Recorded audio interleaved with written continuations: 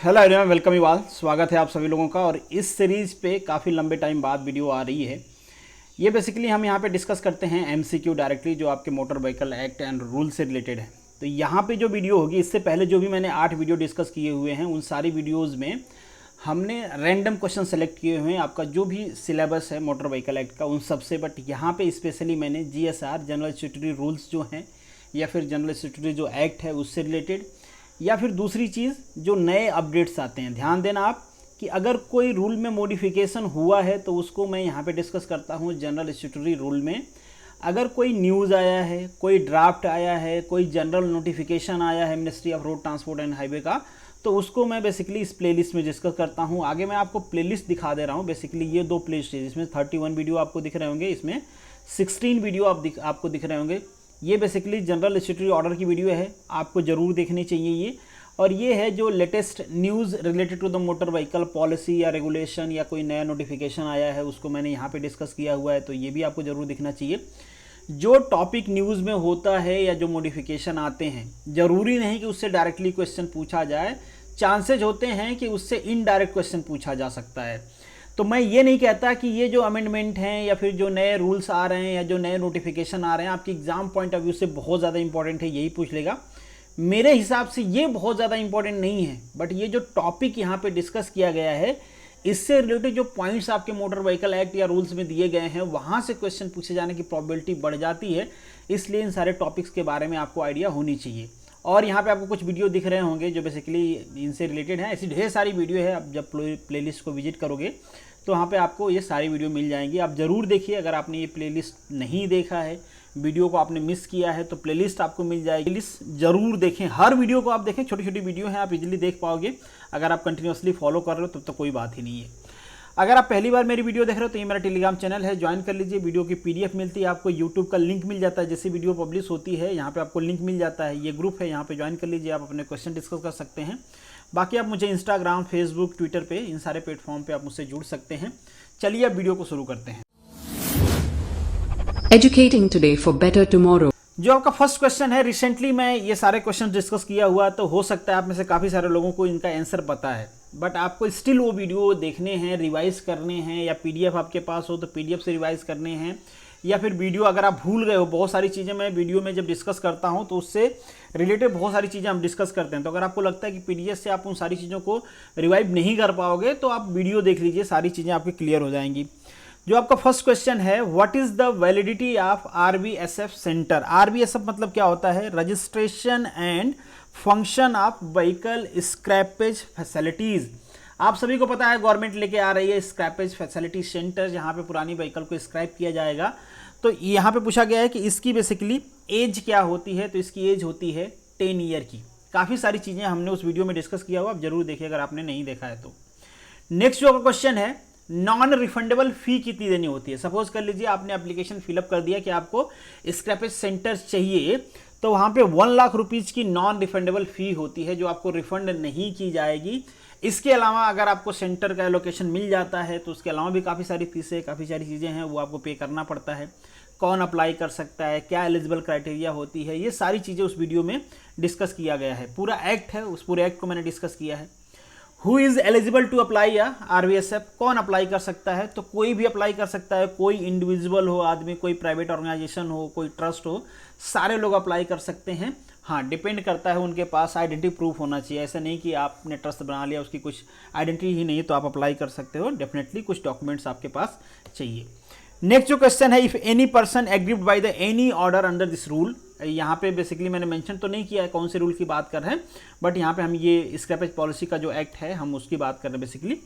तो अगर इसके अंदर कोई आदमी, किसी को कोई प्रॉब्लम हुई है, चाहे उसको सेंटर एलोकेशन में प्रॉब्लम हुई है या फिर जो अथॉरिटी है उसके किसी ऑर्डर से प्रॉब्लम हुई है, तो वो किसको अप्रोच करेंगे? वो अप्रोच करेंगे ट्रांसपोर्ट कमिश्नर को या फिर सेक्रेटरी ऑफ ट्रांसपोर्ट को। कितने दिन में अप्रोच करना होता है? 30 डेज में। जनरली यही टाइम होता है हर जगह। अगर आपने एक बार अप्रोच किया तो विद इन 40 डेज जो भी हैं, ट्रांसपोर्ट कमिश्नर की बात करें या फिर सेक्रेटरी जो भी अवेलेबल है वहाँ पे, जो भी इस मैटर को हेयर कर रहे हैं, उनको विद इन 14 डेज इस केस को डिस्पोज करना होता है। जो नेक्स्ट क्वेश्चन है आपका, the RBSF shall be provided the necessary connectivity with the vehicle verification.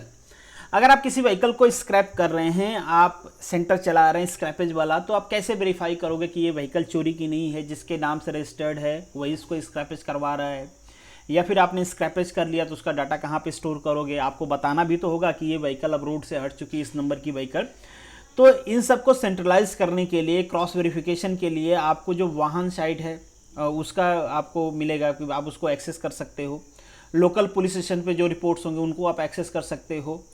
NCRB मतलब होता है नेशनल क्राइम रिकॉर्ड ब्यूरो, इसको भी कर सकते हो आप। बेसिकली जो भी क्राइम्स रिकॉर्ड्स होते हैं यहाँ पे होते हैं, तो आप क्रॉस वेरीफाई कर सकते हो व्हीकल से रिलेटेड जो भी चीज़ें हैं। तो यहाँ पे इन सब का आपको एक्सेस दिया जाएगा। नेक्स्ट क्वेश्चन जो है, according to the CPCB pollution index score for the orange industrial zone, इसको मैंने डिटेल में डिस्कस किया हुआ है, ये भी आपको देखना चाहिए, बहुत ज़्यादा न्यूज़ में है CPCB। तो क्या होता है, बेसिकली कैटेगराइज किया गया है इनको कितने 4 पार्ट में। सबसे ऊपर आता है रेड जोन, जिसका जो पोल्यूशन इंडेक्स है वो 60 या 60 से ऊपर होता है। उसके नीचे आता है ऑरेंज जोन। ऑरेंज जोन की बात करें तो हम ये होता है 41 से लेके 59 तक, ये सारी चीज़ें मैंने पहले ही बताया हुआ है। ग्रीन जोन की बात करें, ग्रीन जोन में जो इंडस्ट्री आती हैं दैट इज 21 to 40। और अगर हम लास्ट बात करें व्हाइट जोन की, तो लेस देन 20 या इक्वल टू 20 जो होते हैं उनको हम ग्रीन जोन में रखते हैं। ग्रीन जोन की जो इंडस्ट्री होती है बहुत ज़्यादा उनको पोल्यूशन का प्रॉब्लम होता नहीं है वहाँ पे, तो उसको आप कहीं पे भी ओपन कर सकते हैं। इसके हिसाब से आपको मिलता है परमिशन पोल्यूशन का, कि आप कौन सी व्हीकल को किस एरिया में बेसिकली चला सकते हो। तो यहाँ पे आपसे क्या पूछा गया है, ऑरेंज इंडस्ट्री का पूछा गया है। तो orange industry in between the 41 to 59, तो यहाँ पे जो आपका ऑप्शन हो जाएगा that is B. Next question है आपका, vehicle compiled with the BS16 emission norms shall have at the top in the third registration plate.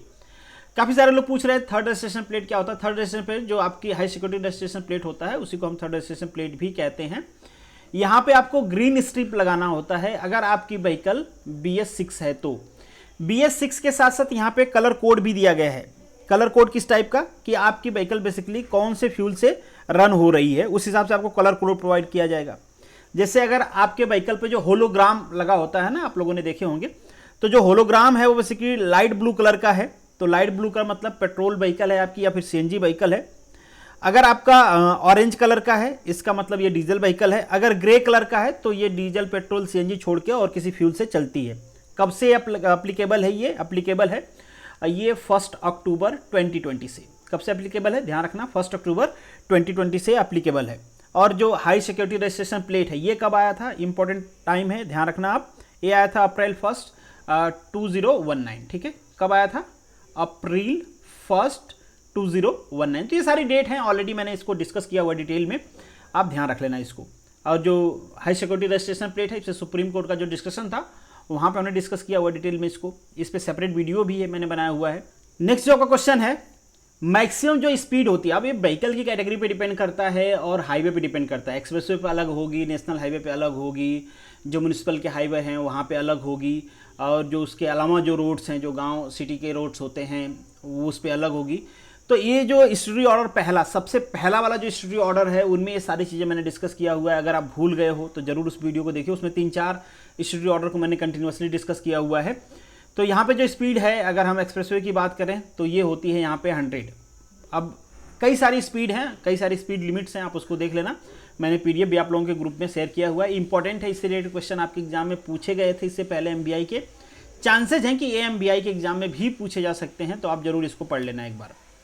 Next जो क्वेश्चन है आपका, driving licence applicant has not been found suffering from the colour blindness. Recently जो government है हमारी, ministry of road and transport and highway ने, इन्होंने कहा कि इससे पहले जो कलर ब्लाइंडनेस आपके पास होता था तो आपको ड्राइविंग लाइसेंस नहीं दिया जाता था। बट यहाँ पे उन्होंने रिलैक्स कर दिया, बोला कि अगर आपके पास बहुत ज़्यादा सीवियर या फिर टोटल कलर ब्लाइंडनेस नहीं है, अगर आपको माइल्ड कलर ब्लाइंडनेस है, उस केस में आपको क्या किया जाएगा, ड्राइविंग लाइसेंस इशू कर दिया जाएगा। तो यहाँ पे पूछा गया है, driving licence applicant has not been found suffering from. तो ये सीवियर या फिर टोटल कलर ब्लाइंडनेस नहीं है तो कोई प्रॉब्लम नहीं होना चाहिए, नहीं होगा, वहाँ पे मेंशन भी किया गया है। इसके लिए सेपरेट सब सेक्शंस भी, सब रूल्स भी वहाँ पे ऐड किए गए हैं। नेक्स्ट जो आपका क्वेश्चन है, फास्टैग इज मैंडेटरी फॉर, किस व्हीकल के लिए फास्टैग मैंडेटरी है। फास्टैग पे मैंने 2 to 3 वीडियो बनाए हुए हैं। जैसे जैसे इस पर अपडेट आता गया वैसे वैसे मैं वीडियो बनाता गया। अभी जो रिसेंट अपडेट है ये है कि नेशनल हाईवे पे कोई भी व्हीकल जाएगी तो उसके पास फास्टैग लगा होना चाहिए। नेशनल हाईवे पे ध्यान रखना, नेशनल हाईवे पे कोई भी व्हीकल रन कर रही है तो वहाँ पे फास्टैग कंपलसरी कर दिया गया है। अब इसको लेके कोर्ट में भी गए लोग कि फ्री मूवमेंट को इस तरीके से रिस्ट्रिक्ट किया जा रहा है, बट कोर्ट ने कहा भाई ये टैक्स कलेक्शन का प्रोसेस है, डिजिटलाइज हो रहा है, तो इसमें फ्री मूवमेंट को लेकर कुछ भी नहीं है। गवर्नमेंट ऐसा कह रही है तो आपकी सुविधा के लिए कह रही है, आपको करना पड़ेगा। तो फाइनली हम ये कह सकते हैं कि आपको नेशनल हाईवे पे जाने के लिए फास्टैग होना कंपलसरी है। नहीं होगा तो डेफिनेटली फाइन लगाया जाएगा आपके ऊपर। इससे पहले ये किसके लिए अनिवार्य किया गया था? इसके पहले उन व्हीकल के लिए जिनके पास नेशनल परमिट है, कंपलसरी कर दिया गया था। बट ध्यान रखना, आप अभी सारी व्हीकल्स के लिए है अगर हम नेशनल रोड पे जा रहे हैं तो। अगर हम नेशनल रोड पे नहीं है, ऐसा कुछ मेंशन किया गया है, तो आप कहोगे कि वो व्हीकल जो नेशनल परमिट होल्ड करती हैं उनके लिए ये कंपलसरी है। नेक्स्ट क्वेश्चन अगेन उससे रिलेटेड है, validity of the FASTag is, क्या होती है वैलिडिटी इसकी? वैलिडिटी होती है 5 ईयर, 5 ईयर की वैलिडिटी होती है। नेक्स्ट क्वेश्चन है आपका, background colour of the battery operated non transport and transport vehicle. ध्यान रखना, 2 कैटेगरी का पूछा गया है कि ट्रांसपोर्ट व्हीकल और नॉन ट्रांसपोर्ट व्हीकल। तो ट्रांसपोर्ट व्हीकल या नॉन ट्रांसपोर्ट व्हीकल दोनों का जो बैकग्राउंड कलर होता है वो ग्रीन ही होता है। क्या होता है? वो ग्रीन होता है। किस व्हीकल की बात कर रहे हैं हम? Battery operated. एक चीज ध्यान रखना कि अगर वो नॉन ट्रांसपोर्ट व्हीकल है तो ग्रीन कलर बैकग्राउंड होगा और जो उस पर अल्फाबेट मेंशन होंगे, नंबर जो मेंशन होगा वो व्हाइट कलर का होगा, W, ठीक है, व्हाइट कलर का होगा। अगर ये ट्रांसपोर्ट व्हीकल है तो यहाँ पे जो अल्फाबेट होंगे वो किसके होंगे? येलो कलर के होंगे, ठीक है। तो ये दोनों में बेसिकली डिफरेंस होता है, बाकी जो प्लेट का बैकग्राउंड होता है वो सेम होता है। नेक्स्ट क्वेश्चन है आपका 243, validity of the aggregator licence. देखिए, अगर जो क्वेश्चंस हम यहाँ पे डिस्कस कर रहे हैं ये ऑलरेडी डिस्कस किया हुआ है, इसमें मैंने कुछ भी नया ऐड नहीं किया है। अगर ये क्वेश्चंस आपको आते हैं तो वेल एंड गुड, अगर नहीं आते हैं इसका मतलब ये कि आपके पास रिवीजन का कोई प्लान नहीं है। आप एक साइड से पढ़ाई तो कर रहे हो बट दूसरे साइड से आपको चीज़ें क्लीन होती जा रही है ना। अगर आप ये प्लान बना के रखे हो कि नहीं जब एग्जाम आएगा उससे कुछ टाइम पहले मैं रिवाइज कर लूँगा सारा, तो उसे रिवीजन नहीं कहते हैं भाई, उसे कहते हैं शुरू से पढ़ाई करना। अगर एक तरीके से पढ़ लिया आपने और पूरी तरीके से दूसरे साइड क्लीन हो रहे हो आप, तो फिर से जब रिवीजन के लिए जाओगे तो आपको उतना ही टाइम लगेगा पढ़ने में जितना पिछली बार लगा था, तो उसे रिवीजन तो कहते नहीं है। तो रिवीजन का प्लान रखिए अगर आप चीज़ें भूल रहे हो तो। कितना ईयर होता है? 5 ईयर। एग्रीगेटर होते क्या है आप सभी को पता होगा। एग्रीगेटर वो बेसिकली एक ऐप या ऑर्गेनाइजेशन कह लो जो ऐप बना दें, मतलब डिजिटली क्या करें, वो ढेर सारे व्हीकल्स को एक जगह पे लाए, ड्राइवर को एक जगह पे लाए, जैसे ओला उबर है। तो कितना साल की वैलिडिटी होती है इनकी? 5 ईयर की। नेक्स्ट क्वेश्चन है आपका, a school bus printed on the front on school duty date. आपने बहुत बार देखे होंगे ना, on school duty, on government duty, इस टाइप की चीज़ें मेंशन होती हैं। तो ऐसा क्यों मेंशन होता है? यहाँ पे स्कूल बस के लिए स्पेसिफिकली पूछा गया है। अगर ये मेंशन है वहाँ पे तो वहाँ पे क्या होगा आंसर इसका? मतलब वो जो व्हीकल है या वो जो कैब है या वो जो बस है वो स्कूल ओन नहीं है, वो रेंट पे लिया गया है, बट यूज करने का जो पर्पज है that is fully for the school, और किसी पर्पज के लिए वो यूज नहीं हो सकता। तो वहाँ पे हम मेंशन करेंगे कि ऑन स्कूल ड्यूटी है। अगर कोई व्हीकल है जो स्कूल ओन है, मतलब उसको स्कूल द्वारा खरीदा गया है और फिर उसको स्कूल पर्पज के लिए यूज किया जा रहा है, तो वहाँ पे मेंशन होगा, केवल सिंपली मेंशन होगा स्कूल बस। क्या मेंशन होगा वहाँ पे? School bus. तो आपने देखे होंगे बहुत बार बसेस के ऊपर लिखा होता है स्कूल बस, बहुत बार लिखा होता है on school duty. Nominee for the motor vehicle proposed for. Nominee मतलब यहाँ पे क्या है, जैसे कि अदर चीज के लिए नॉमिनी होता है, आप बैंक में नॉमिनी डालते हो, वैसे ही है कि आपके जाने के बाद आपके व्हीकल का मालिक कौन होगा। आपके मन में एक सवाल आ सकता है कि क्या इससे पहले प्रॉब्लम होती थी? नहीं, बिल्कुल प्रॉब्लम नहीं होती थी, आप अपना रिलेशन बता सकते हो। बट कभी कभी क्या होता है, फैमिली फाइट हो जाती है भाई। मान लो बेटा कह रहा है मुझे मिलना चाहिए, माँ कह रही है मुझे मिलना चाहिए, फिर सिविल कोर्ट में जा रहे हैं। कोई तीसरा बेटा है, एनडी तिवारी, एनडी तिवारी का नाम सुना है आप लोगों ने?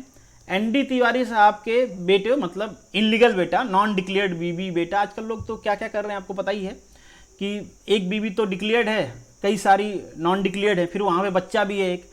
तो एनडी तिवारी के साथ यही हुआ था, इनके बच्चे को केस लड़ना पड़ा, डीएनए प्रूफ देना पड़ेगा कि मैं एनडी तिवारी का लड़का हूँ, ठीक है।